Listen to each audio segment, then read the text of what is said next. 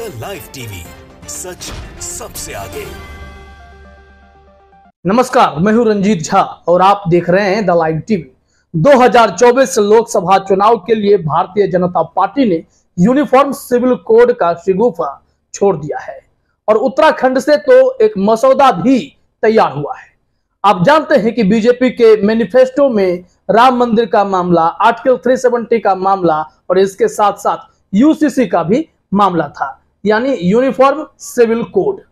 अब इसको लेकर देश भर में चर्चा छेड़ दी गई है और बीजेपी इसी के सहारे चुनावी नैया भी पार करना चाहती है।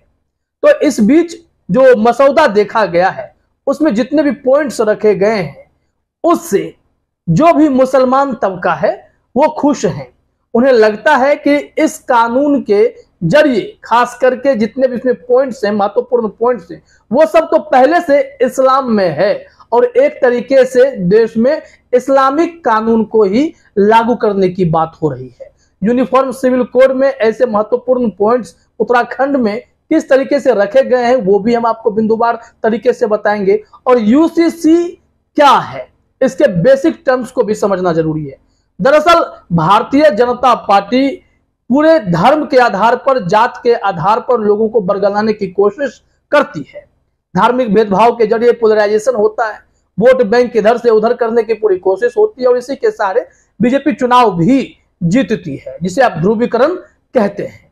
लेकिन यहां पर गौर करने वाली बात है कि यूसीसी क्या है। आप सब जानते हैं कि हमारा देश सेक्युलर कंट्री तो है, यहां पर हिंदू धर्म कह सकते हैं, लेकिन आप राज्य बदलेंगे, इलाका बदलेंगे, क्षेत्र बदलेंगे तो उसी धर्म के लोगों की मान्यताएं, सोच, संस्कृति अलग अलग हो जाती है और इन्हीं सबको एक साथ करने के लिए सांस्कृतिक रूप से एक देश बनाने की कोशिश की जा रही है और इसलिए यूनिफॉर्म सिविल कोड लाया जा रहा है। महत्वपूर्ण पॉइंट जरा अपने स्क्रीन पर देखिए, यहाँ नवभारत टाइम्स ने बताया है। फिर हम आपको बिंदुवार तरीके से उत्तराखंड वाले उस मसौदे को भी बताएंगे, कैसे ये इस्लामिक कानून से ही पूरा लिया गया है, सब साफ हो जाएगा। पहले जरा नवभारत टाइम्स को अपने स्क्रीन पर देखिए। यूनिफॉर्म सिविल कोड सभी धार्मिक समुदायों पर लागू होने के लिए एक देश एक नियम का आह्वान करता है। भारतीय संविधान के अनुच्छेद 44 के भाग 4 में यूनिफॉर्म सिविल कोड शब्द का स्पष्ट रूप से उल्लेख किया गया है। अनुच्छेद 44 कहता है कि राज्य भारत के पूरे क्षेत्र में नागरिकों के लिए एक समान नागरिक संहिता को सुरक्षित करने का प्रयास करेगा। यह कोड यूनिफॉर्म सिविल कोड विवाह, तलाक, रख रखाव, विरासत, गोद लेने और उत्तराधिकार जैसे क्षेत्रों को कवर करते हैं। यह कोड इस बात पर आधारित है कि आधुनिक सभ्यता में धर्म और कानून के बीच कोई संबंध नहीं है। अब इसी को आगे एलिबोरेट हम करने वाले हैं आपको कि जो महत्वपूर्ण पॉइंट्स लिए गए हैं और उसमें जो तर्क दिया गया है वो कहीं ना कहीं इस्लामिक कानून से मेल खाता है और हिंदू धर्म हो या अलग अलग धर्म हो, सब पर वह लागू होगा। भारत में एक देश एक नियम की बात हो रही है, सांस्कृतिक रूप से सबको एक करने की बात हो रही है, सब पे समान कानून लगाने की बात हो रही है। तो जरा देखते हैं कि इसमें क्या क्या पॉइंट्स रखे गए हैं। उत्तराखंड सरकार ने जो मसौदा तैयार किया है, मोहम्मद एनस नाम के एक ट्विटर यूजर हैं और उन्होंने जो है ये सारे पॉइंट्स को रखा है। अब इसमें कहा जा रहा है कि मुसलमान खुश हैं इस मसौदे को देखकर और जो प्रोपेगेंडिस्ट हैं, जो साजिश रचते हैं, वो दुखी हो गए। बीजेपी अब हिंदुओं को बरगलाएगी, मुसलमानों के खिलाफ भड़काने की कोशिश करेगी, लेकिन यूसीसी के मसौदे को ध्यान से पढ़ने समझने के बाद यह लगता है कि मुसलमान नहीं भड़कने वाले, हिंदू नहीं भड़कने वाले। हिंदू को आपत्ति हो सकती है क्योंकि इसमें कई सारे ऐसे पॉइंट्स होंगे जिसमें वो आपत्ति जाहिर करें। तो देखते हैं कि मोहम्मद एनस ने क्या कहा है कि उत्तराखंड ने यूनिफॉर्म सिविल कोड को लेकर जो मसौदा तैयार किया है वह इस्लामिक स्कूल ऑफ थॉट से पूरी तरह से मेल खाता है, सिवाय इद्दत के। अब इसमें सवाल है कि इद्दत क्या है। इद्दत कहा जाता है कि एक पीरियड, फेज होता है। जैसे कि अगर किसी मुस्लिम महिला के पति का देहांत हो जाता है या फिर पुरुष महिला को तलाक दे तो ऐसे स्थिति में 3 महीने का एक गैप दिया जाता है, एक पीरियड होता है, ताकि उस वक्त यह पता चल सके कि उसके गर्भ में कोई बच्चा तो नहीं पल रहा है। अगर ऐसे में आनन फानन में शादी हो जाए किसी के देहांत के तुरंत बाद, तो फिर ऐसे में यह विवाद की स्थिति उत्पन्न हो सकती है कि वो बच्चा किसका है। इसको लेकर फिर से पारिवारिक कलह और फिर बड़े स्तर पर यह विवाद पहुंच सकता है। अब यहां पर कहा गया है कि देहांत के बाद या तलाक के तुरंत बाद शादी की जा सकती है, इसको लेकर आपत्ति है। अब हिंदू धर्म में भी यही है कि अगर किसी के परिवार में देहांत हो जाता है, किसी के पति की मृत्यु हो जाती है, तो फिर कम से कम साल भर तो रुका ही जाता है। साल भर के बाद ही परिवार में कोई शुभ काम किया जाता है। तो इद्दत को लेकर यहां विवाद है। बाकी पॉइंट्स को समझना पड़ेगा कि यहां क्या कहा गया है। इसमें मोहम्मद एनस ने जो पॉइंट्स लिखा है वो जरा अपने स्क्रीन पर देखिए। पॉलीगैमी या बहु विवाह पर रोक लगनी चाहिए। इन्होंने बताया है कि धर्म के आधार पर उन्होंने आंकड़े भी बता दिए कि किस धर्म में कितने लोग एक से अधिक शादी कर रहे हैं। बताया जा रहा है कि सबसे ज्यादा जो है वो क्रिश्चियन में करते हैं, ईसाइयों में ऐसी शादियां होती जो बहुत ज्यादा होती, फिर मुसलमान में जो है बहु विवाह का प्रचलन है, उसके बाद हिंदू की बारी आती है। ऐसी बात नहीं है कि हिंदुओं में शादी नहीं होती, एक से अधिक शादी होती है। इन्होंने आंकड़े के आधार पर भी बता दिया है कि किस में कितने प्रतिशत लोग शादी कर रहे हैं। जरा देखिए अपने स्क्रीन पर बताया गया है कि ईसाइयों में 2.1%, मुसलमानों में 1.9%, बौद्ध में 1.5% और हिंदुओं में 1.3% बहुविवाह के मामले सामने आए हैं। अब मुसलमानों की आबादी 30 करोड़, बहुविवाह का प्रतिशत है 1.9%। हिंदुओं की आबादी 90 करोड़, बहुविवाह का प्रतिशत 1.3%। तो इस हिसाब से हिंदुओं में बहुविवाह एक से अधिक पत्नी अधिक हुआ। इस पर तत्काल रोक लगना चाहिए। लॉ कमीशन से ऐसे लोग सुझाव पर मांग भी कर रहे हैं। चलिए खैर ये मुद्दा तो हो ही गया।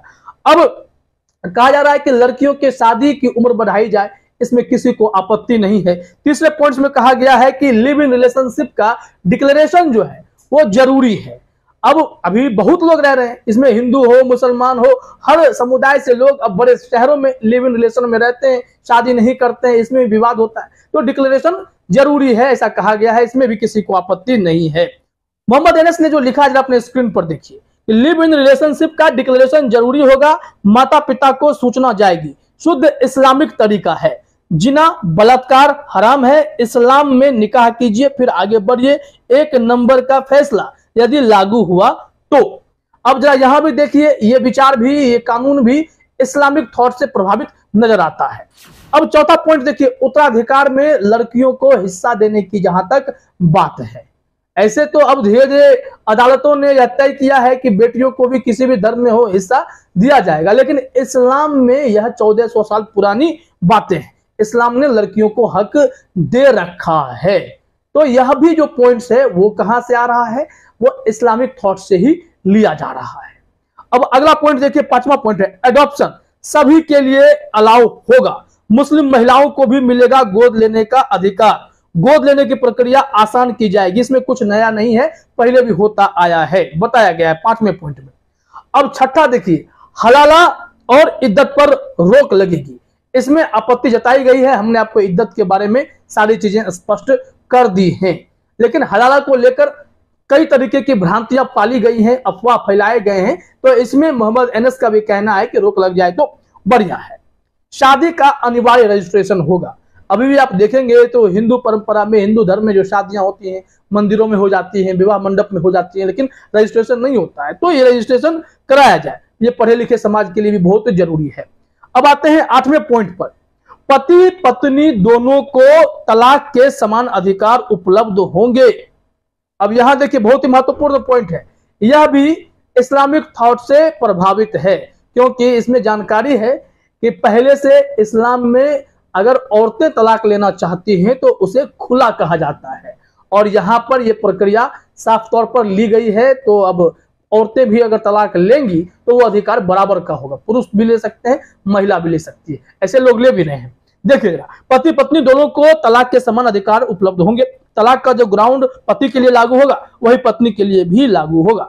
इस्लाम औरतों को खुला का अधिकार देता है, यहां तक कि तलाक की पूरी व्यवस्था ही इस्लामिक है। हिंदू धर्म में तो 7 जन्मों का बंधन होता है, यहाँ पर तलाक की कोई बात तो होती ही नहीं है। और जैसे अब तलाक होने लगा है तो मामला अदालत में पहुंचता है, लेकिन इस वक्त जो पॉइंट दिया गया है वो इस्लाम से प्रभावित साफ तौर पर दिखाई पड़ता है। यहां देखिए, अब नौकरीशुदा बेटे की मौत पर पत्नी को मिलने वाले मुआवजे में वृद्ध माता पिता के भरण पोषण की भी जिम्मेदारी होगी। अगर पत्नी पुनर्विवाह करती है तो पति की मौत पर मिलने वाले कंपनसेशन से माता पिता का भी हिस्सा होगा। इस नियम की जितनी तारीफ हो वह कम है, इन्होंने धन्यवाद दिया है। अब मेंटेनेंस की बात भी समझनी होगी। मेंटेनेंस में बहुत ही अच्छी बात कही गई है। अगर पत्नी के परिवार में किसी की मौत हो जाती है, अगर उनके माता पिता का देहांत हो जाता है, उनका कोई सहारा नहीं है, तो फिर उस वृद्ध माता पिता के भरण पोषण की जिम्मेदारी पति की होगी। ये यहाँ पे कहा गया है, ये सही है। अब देखिए, इसी तरीके से हम आगे कुछ और भी पॉइंट्स हैं गार्जियनशिप को लेकर। गार्जियनशिप को लेकर कहा गया है कि बच्चों के अनाथ होने की सूरत में गार्जियनशिप की प्रक्रिया को आसान किया जाएगा। पति पत्नी के झगड़े की सूरत में बच्चे की कस्टडी उनके ग्रैंड पेरेंट्स को दी जा सकती है। 13वां पॉइंट देखिए, जनसंख्या नियंत्रण की बात है।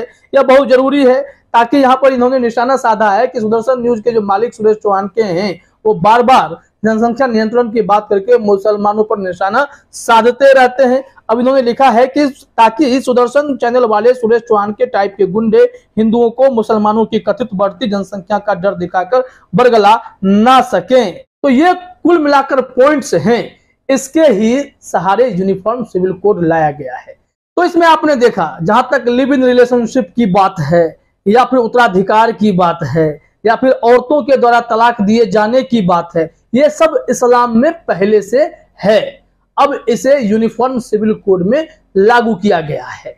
अगर यह लागू होता है तो मुसलमानों के लिए यह अच्छी बात है। एक तरीके से इसमें कहा गया है कि इस्लामिक कानून लागू हो रहा है, शरिया कानून लागू करने जैसा ही यूनिफॉर्म सिविल कोड है। अब आपत्ति मुसलमानों को होगी या हिंदुओं को होगी या साजिश करने वालों की होगी, वो इसमें तय कर लेंगे। लेकिन यूनिफॉर्म सिविल कोड को लेकर अब जो साजिश रचने वाले हैं, जो हिंदुओं को बरगलाना चाहते हैं, 2024 की नैया अपनी पार करना चाहते हैं, उन्हें तो इस कानून को देखकर जनता को भी समझाना होगा, और जनता क्या रिस्पॉन्स देगी वो भी इसमें दिख जाएगा। खैर, यही है यूसीसी, और इसमें जो भी और भी बातें होंगी हम आपको जरूर बताएंगे। फिलहाल इस वीडियो में इतना ही। आप सभी का हमसे जुड़ने के लिए बहुत बहुत धन्यवाद। द लाइव टीवी, सच सबसे आगे।